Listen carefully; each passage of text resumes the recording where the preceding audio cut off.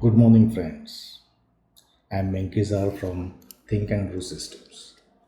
आज हम लोग बात करेंगे एक बहुत ही इम्पोर्टेंट टॉपिक के ऊपर जिसका नाम है information overload. Information overload means क्या?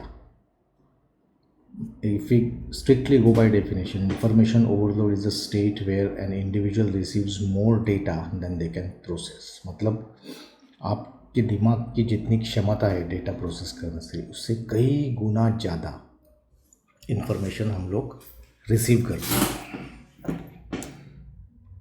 उससे होता क्या है? It's leads to difficulty in decision making, reduce productivity, increase stress and mental fatigue. अब आप में से कई लोग सोचते रहेंगे कि इन्फॉर्मेशन ओवरलोड, हम लोग तो इतनी इन्फॉर्मेशन कहाँ गैदर करते। तो आप जो कोई भी चीज़ हम लोग अपने आँखों से देखते हैं, कानों से सुनते हैं, वो सब इन्फॉर्मेशन है। हम लोग आए दिन दिन भर इंस्टाग्राम पे रील्स देखते रहते हैं, यूट्यूब पे वीडियो देखते रहते हैं, मेल्स रहती है, विकीपीडिया पे आर्टिकल्स देखते हैं, न्यूज़ देखते हैं, फ्री टाइम में शाम को नेटफ्लिक्स देखते हैं, अमेज़ॉन प्राइम देखते हैं। ये सब इन्फॉर्मेशन है और ये सब इन्फॉर्मेशन जाती कहाँ है? हमारे दिमाग में। लेकिन प्रॉब्लम आता है कि ये हर चीज़ हमें इम्पॉर्टेंट लगती है और इससे डिसीजन लेने में बहुत तकलीफ़ होती है। Means we won't be able to take proper decision. इसकी वजह से कई सारे प्रॉब्लम्स होते हैं। प्रॉपरली डिसीजन नहीं लेना, बर्न आउट फील करना, प्रोडक्टिविटी में रिडक्शन होना। कई बार हमें ये लगता है कि कुछ इम्पोर्टेंट मेल भेजना रहता है, लेकिन हम लोग के दिमाग में इतनी सारी चीज़ें रहती है कि हम लोग भूल ही जाते हैं और फिर अरे यार मैं तो भूल ही गया, मैं वो मेल भेजना था।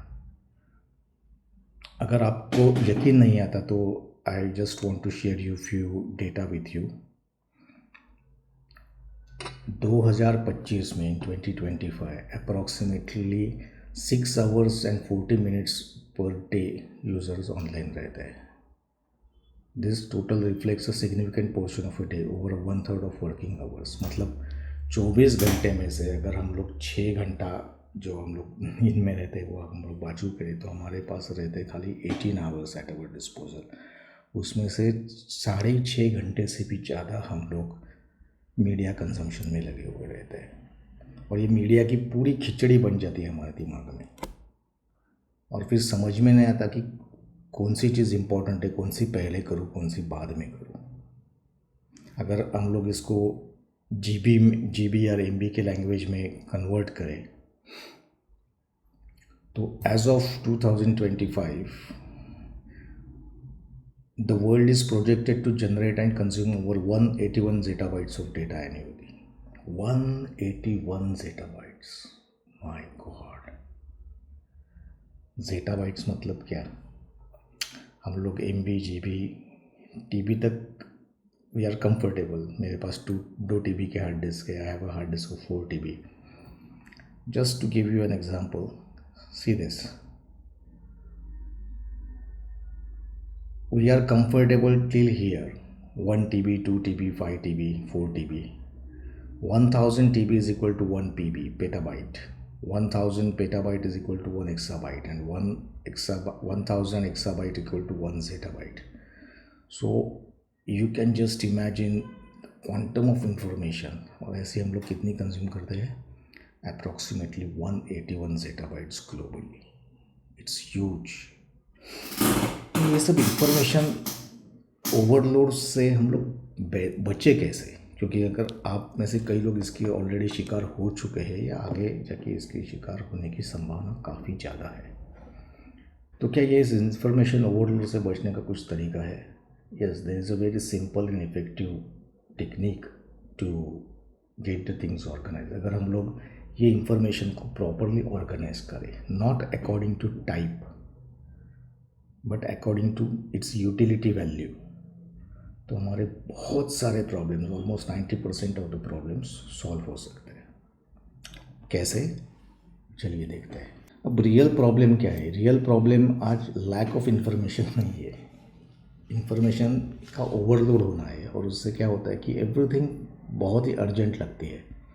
Everything is equally important, everything is equally noisy. Task, notes, ideas, ये सब हमारे ब्रेन में सबकी खिचड़ी पक जाती है। ऑफिस के डेडलाइंस, प्रोजेक्ट्स, घर का काम, मुझे बिल भेजना है, टैक्स फाइल करना है। बहुत बार क्या होता है, हम लोग जब भी सर्फिंग करते रहते हैं तो कुछ इंपॉर्टेंट चीज़ें हम लोग नोट डाउन करके रखते हैं, लेकिन द आयरनी इज़ कि जब भी वक्त आता है तभी इसमें से कोई भी चीज़ हमें वक्त पे नहीं मिलती। परसों ही मेरा फ्रेंड आया था, so I want some information regarding an article and I just asked him, do you have that article with you?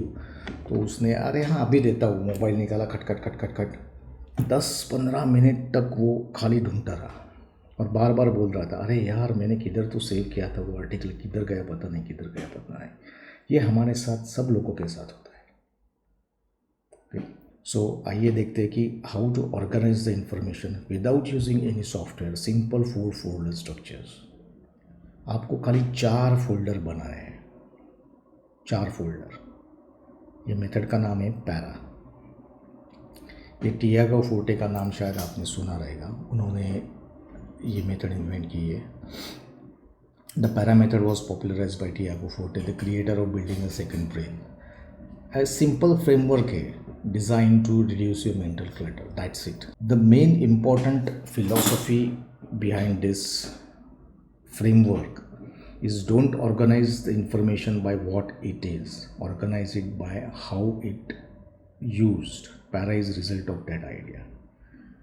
मतलब क्या कि we don't categorize the information based on type की एक आर्टिकल फोल्डर बनाया उसमें सब आर्टिकल्स डाले, एक मूवी फोल्डर बनाया उसमें सब मूवीज़ डाल दिए, बुक फोल्डर बनाया उसमें से बुक डाल दी। No, it is not like that. Para stands for projects, areas, resources and archive. अब प्रोजेक्ट्स मतलब क्या? प्रोजेक्ट्स मतलब जिसको कुछ डेडलाइन है, एक फिनिश लाइन है, वो हर चीज़ एक प्रोजेक्ट है। मतलब टैक्स रिटर्न फाइल करना, डॉक्टर के साथ मेरी अपॉइंटमेंट है, यूटिलिटी बिल भरना, लाइट का बिल भरना, किसी की कोई स्टूडेंट रहेगा उसकी एग्ज़ाम, वो हर चीज़ एक प्रोजेक्ट है जिसको फिनिश लाइन है, जिसको डेडलाइन है। That everything belongs to a projects category. Project मतलब ऐसा नहीं कि खाली आप कोई बड़ी कंपनी में काम करते हो, आपके बहुत सारे क्लाइंट्स के साथ डील करते हो, उसी के रिलेटेड कुछ प्रोजेक्ट्स। नो, घर की हर छोटी मोटी चीज़ भी प्रोजेक्ट्स हो सकती है। और प्रोजेक्ट्स हैव डिमिनिशिंग वैल्यू, मतलब एक बार वो प्रोजेक्ट की डेडलाइन ख़त्म हो गई, उसका मतलब उसके बाद उसकी वैल्यू ज़ीरो है। मतलब आपकी एग्ज़ाम है सपोज 4 दिन के बाद, तो एग्ज़ाम के पहले आप जितनी पढ़ाई करो बस उतनी ही। एग्ज़ाम एक बार एग्ज़ाम हो गई, उसके बाद आप कितनी भी पढ़ाई करो उसकी वैल्यू ज़ीरो है। So these are the projects. हम लोग इसका लाइव डेमोन्स्ट्रेशन भी देखेंगे। प्रोजेक्ट्स के बाद आता है the most important part, that is area. Area means ongoing responsibilities, the part of your life you must maintain continuously. Areas मतलब आपके ज़िंदगी का वो हिस्सा जहाँ आपका कांस्टेंट अटेंशन ज़रूरी है, जिसकी कोई डेडलाइंस नहीं रहती, खाली स्टैंडर्ड्स रहते हैं। Your responsibility towards your family, your responsibility towards your mom and dad, your work area, your health, ये सब, योर फाइनेंसेस, ये सब एरियाज है। इसको कोई डेडलाइन नहीं रहती। फॉर एग्जांपल हेल्थ की कोई डेडलाइन नहीं रहती। It's an ongoing process. Your responsibility as a father, it's an ongoing process, उसकी कोई डेडलाइन नहीं है। तो ये सब चीज़ जाएगी एरिया में। प्रोजेक्ट सपोर्ट एरियाज मतलब क्या? एरिया के अंदर आपके छोटे छोटे प्रोजेक्ट्स हो सकते हैं। For example health is an area, it's an ongoing process है। हमें जब तक हम लोग जिंदा है, हमें everybody try to remain healthy, हमें हेल्दी रहना है, लेकिन उसके अंदर छोटे छोटे प्रोजेक्ट्स हो सकते हैं। For example reducing weight by 10 pounds in the next 3 weeks. ये छोटा सा प्रोजेक्ट है कि मुझे अगले 3 हफ्ते में इतना 5 किलो 10 किलो वेट कम करना है, तो ये छोटा सा प्रोजेक्ट हो गया। But area as a health वो एज इट इज़ रहेगा, it will remain as it is. फिर बारी आती है रिसोर्सेज की। रिसोर्सेज मतलब हर जो चीज़ जो हम लोग सेव करते हैं, बुक मार्क करते हैं, स्टोर करते हैं, जो हमारी मोस्टली हॉबीज़ है, रेफरेंस मटेरियल है, आइडियाज़ है, इंस्पिरेशन है। आप में से कोई राइटर रहेगा तो कुछ अच्छा आर्टिकल देखा, कोई अच्छा यूट्यूब पे वीडियो देखा, तो वो सब उसकी लिंक्स हम लोग सब मेंटेन करके रखते हैं। वो सब है रिसोर्सेज। और रिसोर्सेज के बाद आता है चौथा, आर्काइव्स। आर्काइव मतलब जो कुछ भी प्रोजेक्ट्स ख़त्म हुए हैं, या जो एरिया जो आपने छोड़ ही दिया है वो सब आर्काइव में चला जाएगा। आर्काइव मतलब don't treat it as a trash can, ये डस्टबिन नहीं है। आर्काइव्स एक प्रूफ है कि आपने काम किया था। मतलब आपने टैक्स रिटर्न फाइल किया ये साल का, बस फाइल किया तो हो गया ना, उसके बाद क्या? एक बार रिटर्न फाइल किया, रोज़ तो हम लोग वो फोल्डर देख के जाके देखने वाले हैं नहीं कि अरे मैंने क्या रिटर्न फाइल किया था। तो वो सब जो फिनिश प्रोजेक्ट्स है मोस्टली वो सब आर्काइव्स में चले जाएंगे। उसे डिलीट नहीं करना है, पता नहीं कभी कुछ ज़रूरत पड़े। एंड आजकल today's in there is no need to delete anything. We have multiple backup sources, Dropbox है, आई क्लाउड है, गूगल ड्राइव है, वन ड्राइव है। तो कोई भी चीज़ डिलीट करने की ज़रूरत नहीं है, you can simply archive it. तो जल्दी से इसका एक लाइव डेमोन्स्ट्रेशन देखते हैं।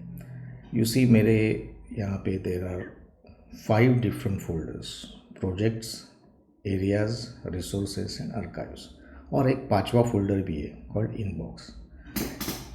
नाउ इनबॉक्स का एक स्पेशल पर्पज़ है। इनबॉक्स में क्या रहता है, जनरली जो कुछ भी इंफॉर्मेशन हम लोग कलेक्ट करते हैं इमीडिएटली हम लोग प्रोसेस नहीं करते। इमीडिएटली वी कांट डिसाइड कि whether this particular information is related to particular project और एरिया और रिसोर्सेज।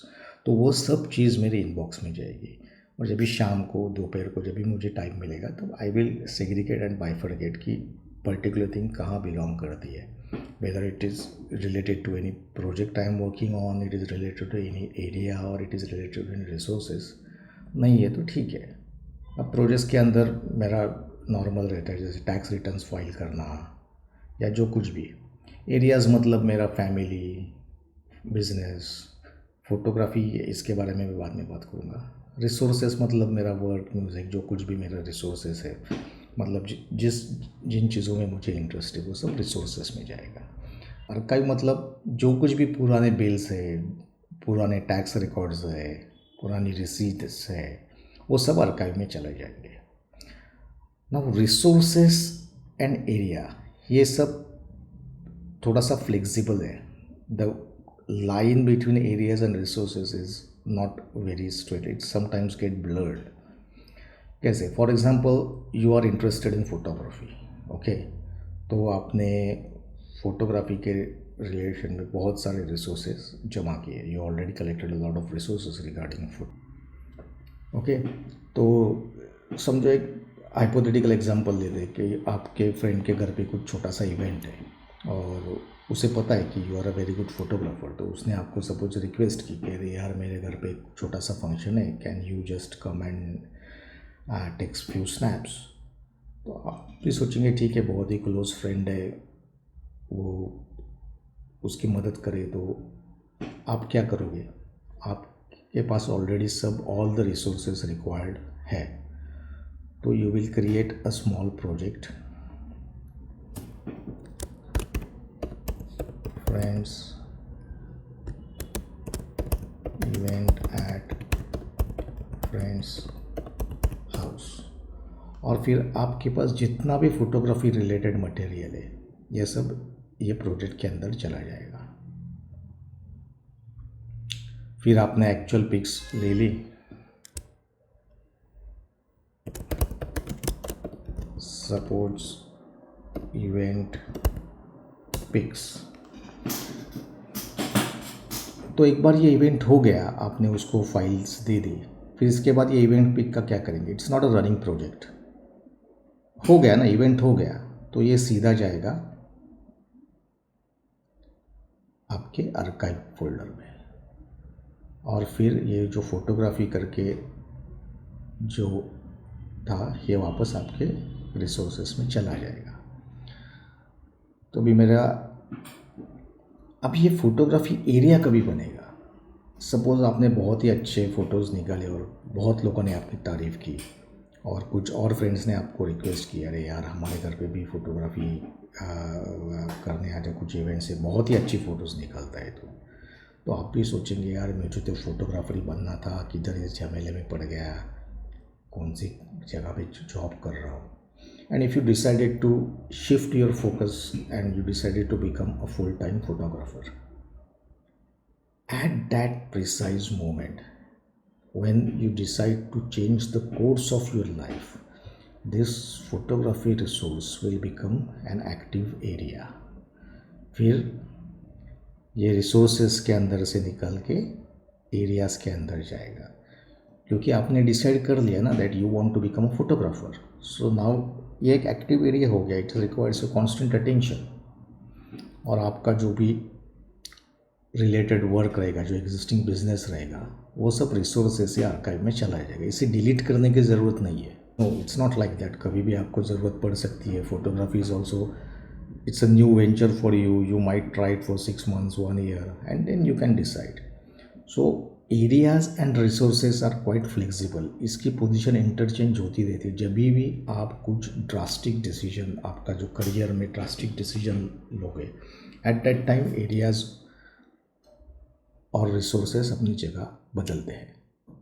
तो बस ये 4-5 फोल्डर इनबॉक्स, जहाँ आपकी रोज़ का जो कुछ भी कलेक्शन रहेगा, डेटा रहेगा, वो सब आएगा। उसके बाद वो सॉर्ट होके it will either go into projects, either go into area, either in resources, और आर्काइव्स के अंदर चला जाएगा। ओके, बहुत ही आसान तरीका है, कोई सॉफ्टवेयर नहीं, कुछ नहीं। And you can replicate it in everywhere. आपका गूगल ड्राइव, वन ड्राइव, आपके बुकमार्क्स, सफारी बुकमार्क्स, कोई भी चीज़, आपके फ़ोन, कहीं भी आपके यही 4 फोल्डर्स रहेंगे, प्रोजेक्ट्स, एरियाज, रिसोर्सेस, आर्काइव।